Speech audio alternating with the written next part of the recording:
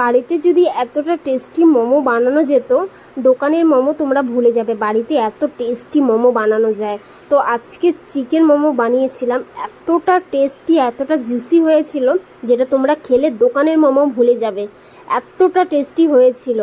কি করে আমরা বাড়িতে করলাম অবশ্যই পুরো ভিডিওটা দেখো।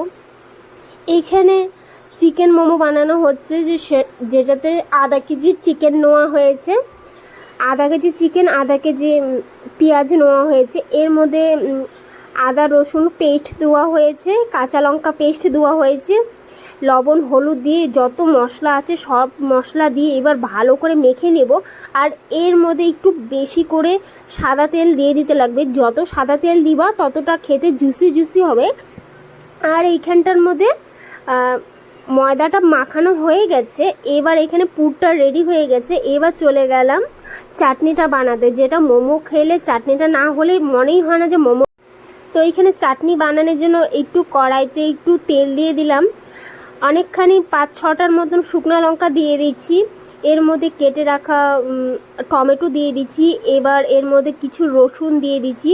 এবার ভালো করে নাড়াচাড়া দিয়ে কিছুক্ষণ লবণ দিয়ে দিলাম যাতে টমেটোগুলো ভালো করে গলে যায়। এবার দিয়ে দিলাম 6-7টা কাজু, যেটা এই চাটনিটা এতটা খেতে টেস্টি হয়, তোমরা যে কিছু দিয়েও খেয়ে নিতে পারবে, এতটা টেস্টি হয়। তো এইখানে চাটনিটা আমি ঢেকে রেখেছি কিছুক্ষণের জন্য যাতে টমেটোগুলো ভালো করে গলে যায়। এবার চলে গেলাম আমরা এইখানটার মধ্যে মোমো গোল করার জন্য, যেটা মানে হচ্ছিলই না আমার দ্বারা। মানে আমার বোন তো সুন্দর করে করছিল কিন্তু আমার দ্বারা হচ্ছিল না। আর এখানটার মধ্যে একটু পর এসে চেক করে দেখলাম যে টমেটোগুলো বেশ গলে গেছে। একটু ভালো করে গলে নিব, সিদ্ধ হয়ে গেছে ভালো করেই। এবার রসুনগুলো একটু ভালো করে লাল করে ভেজে নিতে হবে। এই চাটনিটা সত্যি দারুণ হয়। এবার টমেটোগুলো আমি কিছুক্ষণ উঠিয়ে রেখেছি, আর রসুনটা লঙ্কাটা আর কাজু বাদামটা যেটা রয়ে গেছে সেটা একটু লাল করে আর একটু ভেজে নিব। তাহলে এবার গ্যাসটা অফ করে দিব কিছুক্ষণ ঠান্ডা হওয়ার জন্য, যাতে এটা পেস্টটা ভালো করে হয়ে যায়। তো এইবার আবার চলে গেলাম মোমোটাকে সুন্দর প্যাক করার জন্য, যেটা সুন্দর করে ভিতরে পুর ঢুকিয়ে। আমার দ্বারা তো হচ্ছিলই না, আমি 2বার চেষ্টা করলাম যে আমিও করব। দুটা একদম গোলাপ ফুলের মতন হয়েছে, যেটা আমি একদমই পারছিলাম না।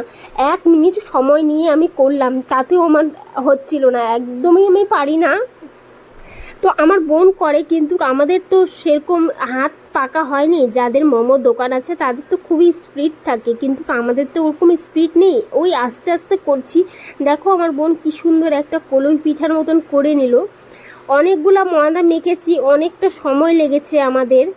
তো এইখানটার মধ্যে দেখো কলই পিঠার মতন ছোট ছোট আর পাতলা পাতলা করে করেছি, দেখতে এখনই এত ভালো লাগছে। আর এইখানটার মধ্যে আমি সুন্দর ফুচকার মতন গোল গোল করে বেলে নিচ্ছি। আর মাঝখানে দুটো দেখতে পাচ্ছ গোলাপ ফুলের মতন, ওই দুটো আমি করেছি। এই কয়টা স্টিম বসিয়ে দিচ্ছি। আর আজকে ভীষণ গরম ছিল, দিনের বেলা একটু বৃষ্টি হয়েছিল কিন্তু সন্ধ্যাবেলার দিকে ভীষণ গরম। তো এইখানে মোমোটাকে আমি স্টিম করতে দিয়ে দিয়েছি। তো একটু চেক করে দেখব যে হয়েছে কি না। তো এতটা গরম আর এতটা ধোঁয়া উঠছিল যে ঠিকঠাক দেখাই যাচ্ছিল না। দেখো কতটা টেস্টি মনে হচ্ছে।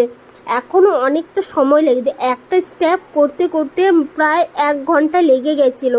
আর আমাদের তো প্রায় অনেকটাই মোমো ছিল।